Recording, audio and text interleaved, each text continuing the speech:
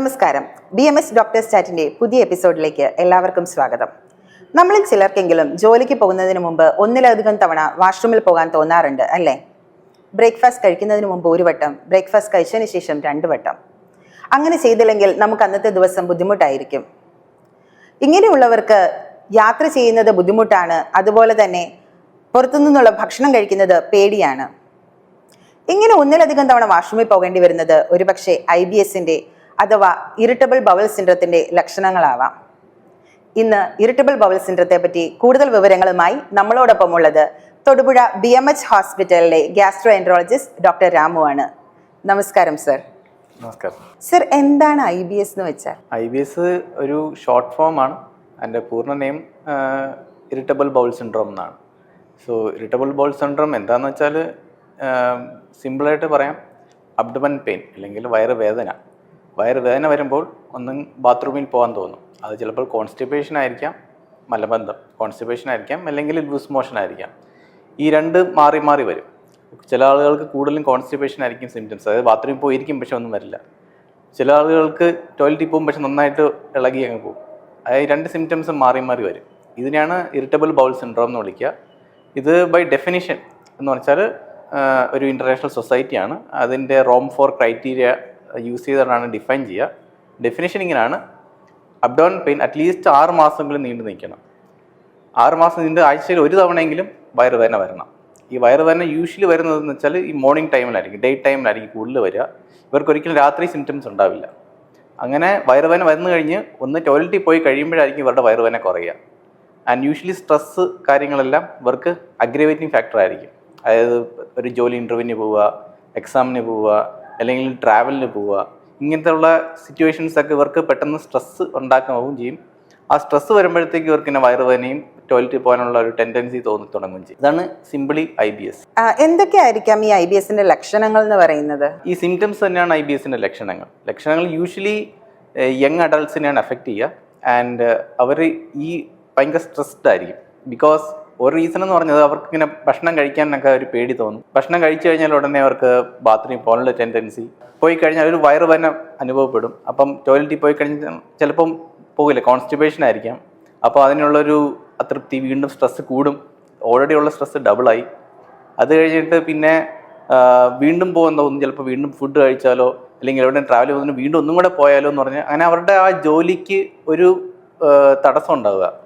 ഒരു പേഴ്സണൽ ലൈഫിൽ തന്നെ ഭയങ്കര ഡിസ്കംഫർട്ട് ഉണ്ടാക്കുക. ഇതൊക്കെയാണ് സിംറ്റംസ് യൂഷ്വൽ IBSന്റെ. നമ്മൾ എങ്ങനെയായിരിക്കും IBSനെ ഡയഗ്നോസ് ചെയ്യുന്നത്? IBSന് ഡയഗ്നോസ് ചെയ്യാനുള്ള ടെസ്റ്റുകളൊന്നും ഇല്ല എന്നുള്ളതാണ് സത്യം. കാരണം ഇതൊരു ഫങ്ഷണൽ ഡിസോർഡറിൽ പെടുന്നതാണ്. അതായത് നമ്മുടെ ശരീരത്തിൽ എന്ത് ടെസ്റ്റ് ചെയ്താലും, എൻഡോസ്കോപ്പി ചെയ്താലും സ്കാൻ ചെയ്താലും ഒന്നും ഒരു ക്ലിയർ പിക്ചർ കിട്ടില്ല IBSൽ. Because it is a pure functional disorder. അത് ഓർഗാനിക് ആയിട്ട് ഒരു സാധനവും നമ്മുടെ ബോഡിയിൽ കാണുന്നില്ല. എന്നിരുന്നാലും മൈക്രോസ്കോപ്പിക് ലെവലിൽ കുറച്ച് പ്രശ്നങ്ങളുണ്ട് താനും. അപ്പോൾ നമ്മൾ എങ്ങനെ ഡയഗ്നോസ് എന്ന് വെച്ചാൽ ഇവരുടെ ഞാൻ നേരത്തെ പറഞ്ഞ റോം 4 ക്രൈറ്റീരിയ വെച്ചാണ് ഡയഗ്നോസ് ചെയ്യുക. എന്നിരുന്നാലും ചില ആളുകൾക്ക് ഇപ്പോൾ 50 വയസ്സിന് മേലുള്ള ആളുകളാണെങ്കിൽ, അല്ലെങ്കിൽ മലം പോകുമ്പോൾ ബ്ലഡ് വരികയാണ്, അല്ലെങ്കിൽ വെയിറ്റ് ലോസ് ഉണ്ടാവുകയാണ്, ഇങ്ങനെയൊക്കെ ഉള്ളത് വാർണിംഗ് സൈൻസോ റെഡ് സൈൻസ് എന്നാണ് പറയുക. ഇങ്ങനെ സൈൻസ് ഉണ്ടാവുമെങ്കിൽ അത് IBS അല്ല, വേറെ എന്തെങ്കിലും ആയിരിക്കാം. നമ്മൾ സ്പെഷ്യൽ ടെസ്റ്റുകൾ ചെയ്ത് വേറെ ഡയഗ്നോസ് ചെയ്യേണ്ടി വരും. ഫോർ IBSനെ ഡയഗ്നോസ് ചെയ്യാനായിട്ട് നമുക്ക് ഈ ക്ലിനിക്കൽ സിംറ്റംസ് മാത്രം മതി. അറ്റ്ലീസ്റ്റ് 6 മന്ത്സ് നീണ്ടും. കാരണം because it's a chronic disorder ആണ്, വർഷങ്ങളോളം അതിൻ്റെ ബുദ്ധിമുട്ടുണ്ടാവും. സോ സിംറ്റംസ് വെച്ചിട്ടാണ് നമ്മൾ IBS ഡയഗ്നോസ് ചെയ്യുക. സർ, നമ്മുടെ ഈ നോർമൽ ആയിട്ടുള്ള വയറുവേദനയും ഗ്യാസ് ട്രബിളിൽ നിന്നും ഈ IBSനെ നമുക്ക് എങ്ങനെ വേർതിരിച്ചറിയാൻ പറ്റും? ഗ്യാസ് ട്രബിൾ എന്ന് പറയുന്ന ഒരു വേഗ് ടേമാണ്. ബിക്കോസ് എവരിബഡി സേസ് ഗ്യാസ് ആണ്. അപ്പം നമ്മൾ ഡെസിഫർ ചെയ്ത് എടുക്കണം എന്താണ് അവർ ഗ്യാസ് എന്ന് അവർക്ക് മീൻ ചെയ്യുന്നത്. ചില ആളുകൾ ഒത്തിരി ഇങ്ങനെ മേൽവായി ഒത്തിരി വരുന്നതിനെയും ഒരു ഗ്യാസ് എന്ന് പറയും. ചിലർ ഫുഡ് കഴിച്ചു കഴിഞ്ഞിട്ട് ഇങ്ങനെ വയറ് സ്തംഭിച്ച് വരുന്നതിനെയും ഗ്യാസ് എന്ന് പറയും. അല്ലെങ്കിൽ കീഴ്വായി ഒത്തിരി പോകുന്നതിനെയും ഗ്യാസ് എന്ന് പറയും. വയറ് എരിച്ചിലുണ്ടാകുന്നതിനെയും ഗ്യാസ് എന്ന് പറയും. ഇതെല്ലാം ഡിഫറെൻറ്റ് സിംറ്റംസ് ആണ്. ഇതെല്ലാം ഡിഫറെൻ്റ് ആയിട്ടാണ് നമ്മൾ ഡയഗ്നോസിന് വേണ്ടി യൂസ് ചെയ്യുന്നത്. കാരണം എരിച്ചിലാണെങ്കിൽ അത് ഗ്യാസ്ട്രൈറ്റിസോ ഡിസ്പെപ്സിയോ ഒക്കെ പറയാം. ബ്ലോട്ടിംഗ് ആണ് മറ്റേത് സ്തംഭിക്കുക. ഇതെല്ലാം ഡിഫറെൻറ്റ് സിംറ്റംസ് ആണ്. ആൻഡ് ഡിസീസ് മാനിഫെസ്റ്റേഷൻ ഡിഫറെൻ്റ് ആണ്. ഇപ്പം വേറെ അസുഖങ്ങളായിരിക്കാം. IBS ടിപ്പിക്കലി അവർക്ക് പെയിൻ ആണ്. ആ പെയിൻ മാറണമെങ്കിൽ അവർക്ക് ടോയ്ലറ്റിൽ പോയാൽ മതിയാവുള്ളൂ. ഇതാണ് ടിപ്പിക്കൽ IBSന്റെ സിംറ്റംസ്. സോ ഇതിന്റെ ട്രീറ്റ്മെന്റ് പ്ലാൻ എങ്ങനെയായിരിക്കും? നമ്മൾ ഹോസ്പിറ്റലൈസേഷൻ വേണോ, ഇല്ലെങ്കിൽ വേറെ എന്തെങ്കിലും മൊഡാലിറ്റീസ് ആയിരിക്കുമോ നമ്മൾ യൂസ് ചെയ്യുന്നത്? IBS ഒരു ക്രിട്ടിക്കൽ ഇൽനെസ്സോ ഒരു ഡേഞ്ചറസ് ഇൽനെസ് അല്ല. അതാണ് ആദ്യം നമ്മൾ മനസ്സിലാക്കേണ്ടത്. ബട്ട് പേഷ്യൻസ് പൊതുവേ ഭയങ്കര ഡിസ്കംഫർട്ട് ലെവലിലായിരിക്കും. കാരണം അവർക്ക് ഭയങ്കര ഫ്രസ്ട്രേറ്റഡ് ആയിരിക്കും. ബിക്കോസ് അവരുടെ ഡേ ടു ഡേ ലിവിങ്ങിനാണ് അഫക്റ്റ് ചെയ്യുന്നത്. And it's not a dangerous illness. അല്ലെങ്കിൽ പോലും പേഷ്യൻസ് ഒന്ന് ഇനീഷ്യലി അവർ ഹോസ്പിറ്റലിൽ വരാൻ മടിക്കും. ബിക്കോസ് വരാൻ മടിക്കുന്ന കാരണം ഇതിങ്ങനെ എല്ലാവരോടും പറയണമല്ലോ, അത് പുറത്ത് പറഞ്ഞാൽ ഇതിങ്ങനെ ഒരു നാണക്കേടാണോ. സോ ഡിലേയിങ് ഡയഗ്നോസ് ആണ് ഒരു റീസൺ. പിന്നെ ഉള്ള കുഴപ്പമെന്ന് പറഞ്ഞാൽ ഡോക്ടറെ അടുത്ത് വന്നു കഴിഞ്ഞാൽ അവർ പ്രോപ്പറായിട്ട് അത് കൺവേ ചെയ്യാനും മടിക്കും ഡോക്ടറോട്. അതായത് വയറുവേദന എന്ന് മാത്രം ചിലപ്പോൾ പറയും, ചിലപ്പോൾ പറയും ലൂസ് മോഷൻ മാത്രമേ ഉള്ളൂ, ചിലപ്പോൾ കോൺസ്റ്റിപ്പേഷൻ ഉണ്ട്, എല്ലാം പറയാനും മടിക്കുണ്ടാവും. അപ്പം യൂഷ്വലി പേഷ്യൻസ് നമ്മുടെ അടുത്ത് വരുന്നത് ഒന്നെങ്കിൽ ഡിലേഡ് ആയിട്ടായിരിക്കും, വർഷങ്ങളോളം ഹിസ്റ്ററി കാണും അവർക്ക്. അപ്പം ട്രീറ്റ്മെൻറ്റ് പാർട്ട് എന്ന് പറയുന്നത് ബേസിക്കലി IBSൻ്റെ സിംറ്റംസ് അനുസരിച്ചാണ് നമ്മൾ ട്രീറ്റ് ചെയ്യുക. അപ്പം നമ്മൾ IBS എങ്ങനെ വന്നു എന്നുള്ളതാണ് നമ്മൾ ആദ്യം അറിയേണ്ടത്. സോ ബേസിക്കലി ഇതൊരു ഡീപ്പ് റൂട്ടഡ് കോസ് ആണ്. അതായത് IBSന് നമുക്ക് മൂന്നായിട്ട് അതിൻ്റെ ഒരു ഇറ്റിയോളജി, അതായത് നമ്മൾ എങ്ങനെ അസുഖം വന്നു നമുക്ക് മൂന്നായിട്ട് വേണമെങ്കിൽ അതിനെ കട്ട് ചെയ്തെടുക്കാം. ഒന്ന്, ചെറുപ്പത്തിലേ വരുന്ന ഒരു അസുഖമാണല്ലോ, അത് ചെറുപ്പത്തിലേ തുടങ്ങും അതിൻ്റെ ഈ IBSനുള്ള സിംറ്റംസ് ഫോർമേഷൻ. അതായത് നമ്മൾ ഇപ്പോൾ പഠനങ്ങൾ പറയുന്നത് ബേസിക്കലി സൈക്കോ സോഷ്യൽ ഇഷ്യൂസ് അവർക്കുണ്ടാവും ഫസ്റ്റ്. ഈ സൈക്കോ സോഷ്യൽ ഇഷ്യൂ ചിലപ്പോൾ ചെറുപ്പത്തിലേ തുടങ്ങുന്നതായിരിക്കും, അതായത് കുഞ്ഞുനാൾ മുതൽ തുടങ്ങുന്നതായിരിക്കാം. അതായത് ബ്രോക്കൺ ഫാമിലി, അവർക്കുണ്ടാവുന്ന പ്രഷർ ഫ്രം ഫാമിലി മെമ്പേഴ്സ്, അതായത് ബ്രോക്കൺ ഫാമിലി ആയിരിക്കാം, അല്ലെങ്കിൽ ഒറ്റയ്ക്ക് വളർന്നതായിരിക്കാം, മീൻസ് ഗ്രാൻഡ് പാരൻസ് നോക്കുന്നു, പേരൻസ് ഇല്ല, അല്ലെങ്കിൽ സിംഗിൾ മദറോ സിംഗിൾ ഫാദറോ അങ്ങനെ നോക്കുന്നതായിരിക്കാം. അവർക്ക് ഫ്രീക്വൻ്റ് ആയിട്ട് മീൽസ് പുറത്തുനിന്ന് കഴിക്കേണ്ട അവസ്ഥയായിരിക്കാം, അല്ലെങ്കിൽ പ്രോപ്പറായിട്ട് ഡയറ്റ് എടുക്കാത്തതായിരിക്കാം, early exposure of antibiotics risk factor ആയിരിക്കാം. അപ്പം ഇതൊക്കെ ഏർലി ആയിട്ട് ചൈൽഡ്ഹുഡിൽ എക്സ്പോസ്ഡ് വരുന്ന ഒരു റീസൺ ഉണ്ട്. പിന്നെ രണ്ടാമത് പറഞ്ഞാൽ അവർക്കുണ്ടാകുന്ന എൻവയൺമെൻറ്റൽ ചേഞ്ചസ്. എൻവയൺമെൻറ്റ് ഇൻഫ്ലുവൻസ് എന്ന് പറയുന്നത് അവർക്ക് ഈ ജോബിൻ്റെ അകത്തുണ്ട്. മീൻസ് ബേസിക്കലി നമ്മുടെ എല്ലാ ലൈഫ് ഫേസസിലും ഇപ്പോൾ ഭയങ്കര സ്ട്രെസ്ഫുള്ളാണ്. ഈവൻ ചൈൽഡ്ഹുഡിൽ തന്നെ എക്സാം സ്ട്രെസ്സസ് ഉണ്ട്, പെർഫോമൻസ് സ്ട്രെസ് ഉണ്ട്. ജോബിലാണ് നമുക്ക് എല്ലാവർക്കും അച്ചീവ് ടാർഗറ്റ് അച്ചീവ് ചെയ്യേണ്ടതുണ്ട്. സ്ലീപ്പിനെ അഫക്റ്റ് ചെയ്യുന്നതാണ്, കാരണം ഡേ ടൈം ജോബ് അല്ല, എല്ലാവർക്കും നൈറ്റ് ഷിഫ്റ്റ്സ് ഉണ്ട്. അപ്പോൾ ഇതെല്ലാം ബോഡിയിൽ stress, generally we can say stress കൂട്ടുന്നുണ്ട്. ആൻഡ് തേർഡ് ഫാക്ഷൻ എന്ന് നമുക്ക് പറയാൻ വേണമെങ്കിൽ ഡിസ്ബയോസിസ്. സിമ്പിൾ ടേമിൽ എന്ത് പറഞ്ഞാൽ നമ്മുടെ ഗട്ട്, ലൈക്ക് നമ്മുടെ ഗട്ടിൻ്റെ അകത്ത് ഒരു 100 ട്രില്യൺ ബാക്ടീരിയ ഉണ്ട്. നമ്മളിത് അക്വയർ ചെയ്യുന്നത് അറൗണ്ട് ജനിക്കുമ്പോൾ തൊട്ട് നമ്മുടെ അമ്മയുടെ മുലപ്പാൽ കുടിച്ച് തുടങ്ങുമ്പോൾ തൊട്ടാണ്. ആ ഫസ്റ്റ് എക്സ്പോഷർ ചെയ്ത് നമുക്ക് ബാക്ടീരിയയും കൂടെ നമ്മൾ സോളോ ചെയ്തെടുക്കുകയാണ്. ആ ബാക്ടീരിയ നമ്മുടെ ഗട്ടിൽ കൊളണൈസ് ചെയ്യും. ആൻഡ് ഒരു 5 to 6 years ആകുമ്പോൾ അത് മെച്യൂരിറ്റി വരും. മെച്യൂരിറ്റി എന്ന് പറഞ്ഞാൽ നമ്മുടെ ഇൻഡിവിജ്വലി ഒരു വ്യക്തിക്ക് ആ 100 ട്രില്യണോളം ബാക്ടീരിയ എപ്പോഴും ഗട്ടിൻ്റെ അകത്തുണ്ടാവും. ആ ഗട്ടിലുണ്ടാകുന്ന ബാക്ടീരിയ ഒരു ഫിക്സഡ് കോളനി കൗണ്ട് ആയിരിക്കും. And that will be unique for a person. അതായത് ഫോർ മീ എനിക്കൊരു ഇത്ര ഡിസ്ട്രിബ്യൂഷൻ ഓഫ് ബാക്ടീരിയ ഉണ്ടാവും. And that will be maintaining a uniformity throughout my life. ആ യൂണിഫോമിറ്റി മെയിൻറ്റെയിൻ ചെയ്യാൻ പറ്റുവാണെങ്കിൽ that is well and good, because in equilibrium state ആണ്. അതാണ് in equilibrium good maintain homeostasis ആണെന്ന് പറയുന്നത്. ബട്ട് അങ്ങനെ പറ്റുന്നില്ലെങ്കിൽ ആ ഗട്ട് മൈക്രോബയോം ആൾട്ടർ ചെയ്യപ്പെടും. ദാറ്റ് വാട്ട് ഹാപ്പൻസ് ഇസ്, ഇപ്പം സം ഫുഡ് ഇൻഫെക്ഷൻ വന്നു വെച്ചാൽ എനിക്കൊരു സിമ്പിൾ സേ ഡയറിയ, ഗ്യാസ്ട്രോഎൻട്രൈറ്റിസ് വന്നു, ഇൻഫെക്ഷൻ വന്നു, ഓർ എനിക്ക് ആൻറ്റിബയോട്ടിക്സ് എടുക്കേണ്ടി വന്നു. അങ്ങനെയൊക്കെ വരുമ്പോഴത്തേക്കും ഈ മൈക്രോബിയംസിൻ്റെ കോളനി ചേഞ്ചസ് ഉണ്ടാവും. ആൻഡ് ദാറ്റ് ചേഞ്ച് എൻ്റെ ഗട്ട് കോപ്പ് ചെയ്യാൻ പറ്റില്ല. അപ്പോൾ എൻ്റെ gut will go in for stress. അങ്ങനെ സ്ട്രെസ് വരുമ്പോഴത്തെ ഒബ്വിയസ്ലി അവിടെ inflammation, reaction, we can see simply reaction ഉണ്ടാവും. ആ റിയാക്ഷൻ ഉണ്ടാകുമ്പോൾ ഒരു സബ് ലെവലിൽ കുറച്ച് ഇലക്ട്രിക്കൽ സിഗ്നൽസ് ഒക്കെ അവിടെ ഇങ്ങനെ അബ്നോർമലായിട്ട് പ്രൊഡ്യൂസ് ചെയ്യും, വി ക്യാൻ സേ ദാറ്റ്. അതൊക്കെ വന്നു കഴിഞ്ഞാൽ പിന്നെ ഇവർക്ക് സിംറ്റംസ് തുടങ്ങുകയായി. ആൻഡ് ഈ ഫ്രീക്വൻ്റ് ആയിട്ടുള്ള ഈ exposures, stress or sleep deprivation and altered diet pattern, ഇതെല്ലാം ചേഞ്ച് ചെയ്യുമ്പോഴത്തേക്കും അവർക്കിങ്ങനെ സിംറ്റംസ് വരും. അപ്പോൾ ഈ സിംറ്റംസ് നമ്മളെങ്ങനെ ടാക്കിൾ ചെയ്യുക?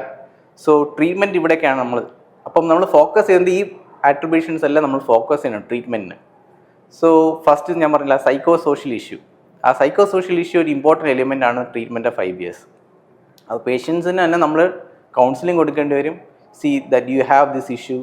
സോ നമ്മൾ ബാക്ക്വേർഡ് പേഷ്യൻ്റെ പാസ്റ്റിലോട്ട് ഇറങ്ങി ചെന്നിട്ട് ഒന്നെങ്കിൽ നമുക്ക് ട്രീറ്റിംഗ് ഫിസിഷ്യനോ or get help of a psychologist or a psychiatrist. Because അവർക്ക് ഡീപ്പ് സീറ്റഡ് ഇഷ്യൂസ് ഉണ്ടാവും. അതിനെ നമ്മൾ ടാർഗറ്റ് ചെയ്ത് ഫോക്കസ് ചെയ്യേണ്ടി വരും. ബിക്കോസ് അത് ട്രീറ്റ് ചെയ്യാതെ IBSലോട്ട് നമുക്ക് പോകാൻ പറ്റില്ല. അത് കഴിഞ്ഞിട്ട് സെക്കൻഡ് പാർട്ട് ഞാൻ പറഞ്ഞില്ലേ, ഇവർക്ക് ഈ ഫുഡിൻ്റെ ഇഷ്യൂസ്, ബേസിക്കലി ഫുഡായിരിക്കും എപ്പോഴും ട്രിഗർ ചെയ്യുക, ചേഞ്ച് ഡയറ്റ് പാറ്റേൺ. അപ്പോൾ അത് രണ്ടാമത് ഫോക്കസ് ചെയ്യണം. അപ്പോൾ ചില ഫുഡ് ഐറ്റംസ്, എസ്പെഷ്യലി നമ്മൾ ഈ ലിറ്ററേച്ചറിലൊക്കെ പറയുന്നത് ഫോഡ് മാപ്പ് എന്ന് പറയുന്ന ക്രൈറ്റീരിയ ഉണ്ട്. ഫോഡ് മാപ്പ് മീൻസ് ഫ്രക്ടോസ്, ഒളിഗോസാക്കറൈഡ്സ്, ഡൈസാക്കറൈഡ്സ്, മോണോസാക്കറൈഡ്സ്, ഇത് ആൻഡ് പോളിയോൾസ്, ഇതൊക്കെ അടങ്ങി ഹൈ കണ്ടന്റിലുള്ള ഫുഡ്. ഇത് ഫെർമെൻറ്റബിൾ ആണ്, ഹൈലി ഫെർമെൻറ്റബിൾ ഫുഡാണ്. അപ്പോൾ ഈ ഫുഡ് ചെന്ന് കഴിഞ്ഞാൽ ഈ ബാക്ടീരിയയ്ക്ക് പെട്ടെന്ന് ഫെർമെൻറ്റ് ചെയ്തെടുക്കാൻ പറ്റും. And they produces certain substances. Basically ആ സബ്സ്റ്റൻസുകൾ ഇറിറ്റേറ്റ് ചെയ്ത് ഗട്ടിൽ സിംറ്റംസ് ഉണ്ടാക്കും. ലൈക്ക് അബ്ഡോമിനൽ പെയിൻ ഉണ്ടാക്കും, ഗ്യാസ് എക്സ്ട്രീംലി ഓവറായിട്ട് പ്രൊഡ്യൂസ് ചെയ്യും, ആൻഡ് സിംറ്റംസ് ഉണ്ടാക്കും. സോ ഇങ്ങനത്തെ IBS ഇൻഡിവിജ്വൽസ് ലോ ഫോഡ് മാപ്പ് ഡയറ്റാണ് കഴിക്കേണ്ടത്. ആൻഡ് ന്യൂട്രീഷനിസ്റ്റിൻ്റെ സഹായം ഓർ ഫിസിഷ്യൻ്റെ സഹായത്തോടെ അവർക്ക് അഡ്വൈസ് ചെയ്ത് ഇങ്ങനത്തെ ഫുഡിലോട്ട് ചേഞ്ച് ചെയ്യുക എന്നുള്ളതാണ് സിംറ്റംസ് അലിവേഷൻ ഇമ്പോർട്ടൻറ്റ്. അപ്പം ആ സിംറ്റംസ് ബെറ്റർ ആക്കാൻ വേണ്ടിയിട്ട്, പക്ഷേ ഫിക്സഡ് ആയിട്ട് അവർക്ക് ഡയറ്റ് അതിൽ നിർത്താൻ പറ്റുമെന്ന് ചോദിച്ചാൽ മേ ബി. കാരണം എല്ലാവരും ഓരോന്നൊക്കെ ഫുഡ് നമ്മൾ എപ്പോഴും ബേക്കറി ആയാലും ഹോട്ടലായാലും അല്ലെങ്കിൽ ട്രാവലിംഗ് സമയത്തും നമുക്ക് ഇതേ കഴിക്കാൻ പറ്റുമോ നിർബന്ധിച്ച് നിർത്താൻ പറ്റുമെന്ന് വെച്ചാൽ no. In professional life as well as personal life ഇതൊക്കെ നടക്കുമെന്ന് വെച്ചാൽ it is very difficult. But they need to understand that these food items can trigger IBS. And third is, ഞാൻ പറഞ്ഞില്ല, ഡിസ്ബയോസിസ് ഉണ്ട്. And dysbiosis sometimes they may need to take a small dose of antibiotics for a short period of time. And certain patients respond well to that and probiotics coverage വേണ്ടി വരും. But certain പേഷ്യൻസിന് symptomatic റിലീഫും കൊടുക്കേണ്ടി വരും. That is fourth. Means like ഈ abdominal pain ആണല്ലോ അവരുടെ main issue. അപ്പം abdominal pain നമ്മൾ ആൻറ്റിസ്പാസ്മോഡിക്സ് ആണ് യൂഷ്വലി കൊടുക്കുക. ആൻഡ് ആൻറ്റിസ്പാസ്മോഡിക്സ് നമ്മൾ വെച്ചാൽ ഈ ഗട്ടിലുണ്ടാകുന്ന ഈ സ്പാസംസ് റിലീവ് ചെയ്യും. അപ്പോൾ അവർക്ക് പെയിൻ സിംറ്റംസ് ഫ്രീ ആക്കി മാറ്റും. ആൻഡ് കോൺസ്റ്റിപ്പേഷനാണ് അടുത്തത്, ഓർ ലൂസ് മോഷൻ. അപ്പം കോൺസ്റ്റിപ്പേഷൻ ഉള്ളവർക്ക് നമ്മൾ anti constipation measures like laxatives കൊടുക്കാറുണ്ട്, ഓർ ഫൈബർ സപ്ലിമെൻറ്റ്സും കൊടുക്കാറുണ്ട്. അപ്പം അങ്ങനെ കൊടുക്കുമ്പോൾ അവരുടെ സിംറ്റംസ് ഓഫ് കോൺസ്റ്റിപ്പേഷൻ റിലീവ് ആവും. And recently last 5 or 6 years, previously മരുന്നുകൾ കുറവായിരുന്നു, ബട്ട് ലാസ്റ്റ് ഒരു 5-6 years lot of new medications are being approved in to market by FDA and available in Indian market also. So IBS constipation ഇപ്പോൾ ധാരാളം മരുന്നുകൾ available ആണ്. And IBS ഡയറിയയ്ക്കാണ് പിന്നെയും മരുന്നുകൾ കുറവ്. ബിക്കോസ് ഡയറി സിംറ്റംസ് ട്രാക്ക് ചെയ്യാൻ കുറച്ചും കൂടി ഡിഫിക്കൽട്ടാണ്. യൂഷ്വലി നമ്മൾ നോർമൽ ഡയറിയയ്ക്ക് കൊടുക്കുന്ന മരുന്നുകളൊക്കെ തന്നെ കൊടുത്തു നോക്കാറുണ്ട്. And some patients respond to that. And എന്നിരുന്നാലും ചില patients still they have this stress issue. And response എല്ലാം 100% ആവണമെന്നില്ല. ആൻഡ് സോ സം പേഷ്യൻസ് നമുക്ക് കോമ്പിനേഷൻ തെറപ്പി കൊടുക്കേണ്ടി വരും. And further stress on the psychosocial issues ഒക്കെ നമുക്ക് കൊടുക്കേണ്ടി വരും. But 100% satisfaction may not be possible. ഇത് ഏത് ഏജ് ഗ്രൂപ്പിലായിരിക്കും ഈ IBS ഇങ്ങനെ കൂടുതലായിട്ടും കാണുന്നത്? ഇത് മുതിർന്നവരിലാണ് അല്ലെങ്കിൽ ചിൽഡ്രനിലാണ്, അങ്ങനെ നമുക്ക് പറയാൻ പറ്റുമോ? കോമൺലി യങ് അഡൾട്ട്സിലാണ് കാണുന്നത്. Around 20 to 50 years of age. ഈ 20 to 50 years of ഏജിലാണ് യൂഷ്വലി നമ്മൾ IBS കാണുന്നത്. But no recently even childhood, even school going ചിൽഡ്രനിൽ നമ്മൾ IBS കാണുന്നുണ്ട്. ബിക്കോസ് ഓഫ് ഈ സൈക്കോസോഷ്യൽ ഇഷ്യൂസ് നേരത്തെ അവരിൽ കാണുന്നതുകൊണ്ട്, ആ ചേഞ്ചസ് ഒക്കെ വരുന്നതുകൊണ്ട് ഈവൻ ഇൻ പീഡിയാട്രിക് പോപ്പുലേഷനിൽ നമ്മളിപ്പോൾ IBS സിംറ്റംസ് കാണുന്നുണ്ട്. And definition and symptoms are still same. അവർക്ക് മാസത്തിൽ 4 തവണയൊക്കെ പെയിൻ വന്നാൽ മതി ആ സിംറ്റംസ് ഓഫ് IBSൻ്റെ. അതൊക്കെ തന്നെ അവർക്ക് കോൺസ്റ്റിപ്പേഷനോ ലൂസ് മോഷനോ വരാറുണ്ട്. And so IBS is now more commonly seen in children also. ഈ IBS നമുക്ക് ഇന്ത്യയിൽ വളരെ കോമൺ ആണോ? ഒത്തിരി ആൾക്കാർ അങ്ങനെ IBS എന്നൊരു ഇഷ്യൂ ആയിട്ട് ഡോക്ടറിനെ കൺസൾട്ട് ചെയ്യാറുണ്ടോ? 30% കേസ് വേണമെങ്കിൽ IBS എന്ന് പറയാം. ആൻഡ് ഗ്ലോബലി അത് തന്നെയാണ് ഇൻഡെക്സ് പറയുന്നത്. Means all the data saying that at least 30% of references to a gastroenterologist IBS തന്നെയാണ്. ആൻഡ് ഇന്ത്യയിൽ ഇപ്പം അത് ബൂമിങ് ആയിക്കൊണ്ടിരിക്കുകയാണ്. You can say that IBS is becoming more common now. Because our globalization, our industrialization എന്നൊക്കെ നമുക്ക് പറയാം. Because our workforce, the so much stress on our workforce, അതൊക്കെയാണ് reason. And these young people are subject to so much stress in their life. So that's why we are seeing so much IBS now. Sir പറഞ്ഞു ഇതൊരു psychosocial issue ആണ് എന്ന് പറഞ്ഞു. അപ്പം പൊതുവെ ഇത് അവരുടെ കോൺഫിഡൻസിനെ അഫക്റ്റ് ചെയ്യാം അല്ലേ? അപ്പം അങ്ങനെയുള്ള കേസസിലൊക്കെ എന്ത് സപ്പോർട്ടായിരിക്കും നമ്മൾ അവർക്ക് കൊടുക്കുന്നത്? ഈ മെഡിസിൻസ് എന്നതിനൊക്കെ പുറമെ നമ്മൾ എന്താ പറയുക, ഒരു സൈക്കോളജിക്കൽ സപ്പോർട്ട് അല്ലെങ്കിൽ അങ്ങനെ എന്തെങ്കിലും നമ്മൾ ഓഫർ ചെയ്യാറുണ്ടോ ഇങ്ങനെയുള്ളവർക്ക്? Yes, definitely. കാരണം മെഡിസിൻസ് കൊണ്ട് മാത്രം ട്രീറ്റ് ചെയ്യുന്ന രസമല്ല IBS. നമ്മൾ അവരുടെ ആ സൈക്കോസോഷ്യൽ ഇഷ്യൂസിനെ നമ്മൾ ടാർഗറ്റ് ചെയ്യണം. അപ്പം basically as a treating physician I will recommend them to go meet a psychologist or psychiatrist. Because അവർക്ക് അവരുടെ ഹെൽപ്പും കൂടെ വേണ്ടി വരും. ആൻഡ് അത് മാത്രമല്ല, അവർക്ക് എപ്പോഴും പെർഫോമൻസ് ഇഷ്യൂസ് ഉണ്ടാവും. അതായത് കുട്ടികളാണെങ്കിൽ പഠിക്കാനുള്ള കോൺസെൻട്രേഷൻ കിട്ടില്ല, അത് കൂടുതൽ സ്ട്രെസ്സപ്പ് ഉണ്ടാക്കും. പിന്നെ പേരൻസിൻ്റെ പ്രഷർ, അപ്പം അതൊക്കെ തന്നെ യങ് അഡൾട്ട്സിന് വർക്കിംഗ് ജോബിലൊക്കെ സ്റ്റാർട്ട് ചെയ്തേ ഉണ്ടാവുള്ളൂ. അപ്പോഴായിരിക്കും IBS സിംറ്റംസ് ഒക്കെ സ്റ്റാർട്ട് ചെയ്യുന്നത്. അപ്പം അവർക്ക് അവരുടെ ടാർഗറ്റ്സോ അവരുടെ ഡേ ടു ഡേ വർക്ക്സോ അതിനൊക്കെ എഫക്റ്റ് ചെയ്യും. അവരുടെ ഫുഡ് ഇൻടേക്കിനെ എഫക്റ്റ് ചെയ്യും. People are so afraid to eat food. അപ്പോൾ വെയിറ്റ് ലോസ് ഉണ്ടാവും. And so all these things നമ്മൾ ഒരു കോമ്പിനേഷൻ ഓഫ് ട്രീറ്റ്മെൻ്റ് ആണ് നമ്മൾ അപ്രോച്ച് ചെയ്യുക. അതായത് സിംഗിൾ ഡോക്ടർ മാത്രമല്ല. സോ അത് തന്നെ പേഷ്യൻറ്റിന് കോൺഫിഡൻസ് കൂട്ടുകയും ചെയ്യും. സോ നമ്മൾ ഒരാൾ ഡോക്ടറല്ല തന്നെ മാനേജ് ചെയ്യുന്ന, be manage with so many people together. And important thing is sleep very important ആണ്. മെഡിറ്റേഷൻ ഡെഫിനറ്റ്ലി സ്റ്റഡീസ് പ്രൂവ് ചെയ്തിട്ട് meditation is very calming because mind തന്നെ കാമാക്കുന്നുണ്ട്. സോ സ്ട്രെസ് ലെവൽസ് കുറയ്ക്കുന്നുണ്ട് and is definitely useful. And basically psychologist or psychiatrist what they do is medicine അല്ല അവർ കൊടുക്കുന്നത്, behavioural തെറപ്പിയാണ്. Because what need to be change is the negativity to positivity. ആ ചേഞ്ചിലോട്ടാണ് അവരെ കൊണ്ടുവരേണ്ടത്. And that has been very effective treatment of IBS. Sir പറഞ്ഞു ഫുഡും ഇതിനൊരു ഫാക്ടറാണ് എന്ന് പറഞ്ഞു അല്ലേ? അപ്പൊ IBS ഉള്ള ആൾക്കാർക്ക് IBS വരാതിരിക്കാൻ നമ്മൾ എന്ത് ടൈപ്പ് ഓഫ് ഫുഡ് ആയിരിക്കും പ്രിഫർ ചെയ്യുന്നത്? ഹൈ ഫോർമാറ്റ് റിച്ച് ആയിട്ടുള്ള ഫുഡാണ് ബേസിക്കലി അവിടെയും പറയാം. അത് ഒത്തിരി ഫുഡ്സ് ഉണ്ട് ബേസിക്കലി ഈ ഫോർമാറ്റ് കൂടിയ ആഹാരങ്ങൾ. ഏറ്റവും സിമ്പിളസ്റ്റ് ആയിട്ട് പറയാം, ഏറ്റവും ഡേഞ്ചറസ് ആയിട്ട് അഫക്റ്റ് ചെയ്യുന്നത് മിൽക്കാന്ന് ഞാൻ പറയും. Milk is the most common food that triggers IBS symptoms in most patients.